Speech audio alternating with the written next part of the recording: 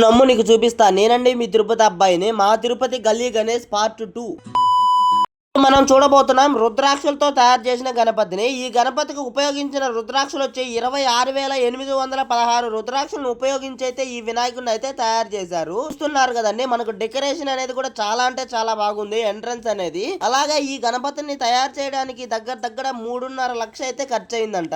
మరి ఆ గణపతి ఎలా ఉన్నాడో చూసేద్దాం పదండి. రుద్రాక్ష గణపతికి అలంకరించిన పందిరిని కూడా చూడండి, చాలా అంటే చాలా బాగుందండి. ఈ పందిరి కూడా రుద్రాక్ష కలర్ లోనే ఉంది. ఆ రుద్రాక్ష కలర్ పందిరిలో ఉన్న ఆ గణపతి చూడండి ఎంత ముద్దుగున్నాడు. చాలా అంటే చాలా బాగున్నారండి. మీరు ఇక్కడ చూస్తున్నవన్నీ కూడా రుద్రాక్షలేనండి. మీరు క్లియర్ గా చూసుకున్నట్టయితే మొత్తం రుద్రాక్షలతోనే ఈ గణపతిని అయితే డిజైన్ చేశారు. రుద్రాక్ష గణపతి అయితే ఇక్కడ 9 రోజుల పాటు పూజ అందుకొని 9వ రోజు అయితే నిమజ్జనానికి అయితే వెళ్తాడండి. ఈ నిమజ్జనం ఎలా చేస్తారని ఆలోచిస్తున్నారా? ఈ రుద్రాక్షలు అన్నిటినీ కూడా ఈ రుద్రాక్షలను అయితే అమ్ముతారండి. ఒక్కొక్క రుద్రాక్ష కాస్ట్ వచ్చి 51 రూపాయి అయితే పడుతుంది. ఈ నిమజ్జనాన్ని ఇలా ఈ రుద్రాక్షలు అన్నిటినీ కూడా భక్తులకైతే సేల్ అయితే చేసేస్తారు. నిమజ్జనం డేట్ ఎప్పుడు అనుకుంటున్నారా? 4వ తేదీ 9వ నెల 2025 అండి. ఈ వీడియోని సేవ్ చేసుకోవడం మాత్రం అస్సలు మర్చిపోకండి. రుద్రాక్ష గణపతి అడ్రస్ ఎక్కడ అనుకుంటున్నారా? తిరుపతిలో ఉన్న శ్రీదేవి కాంప్లెక్స్ దగ్గర ఉన్న దొడ్డాపురం వీధిలో అయితే ఈ గణపతి అయితే ఉంటారండి. మా తిరుపతి గల్లీ గణేష్ పార్ట్ 3 వీడియోని చూడాలనుకుంటే ఇక్కడ కనిపిస్తున్న ఫాలో అండ్ సబ్స్క్రైబ్ బటన్ ని సబ్స్క్రైబ్ చేసుకొని వెళ్ళొచ్చు కదా గోవిందా.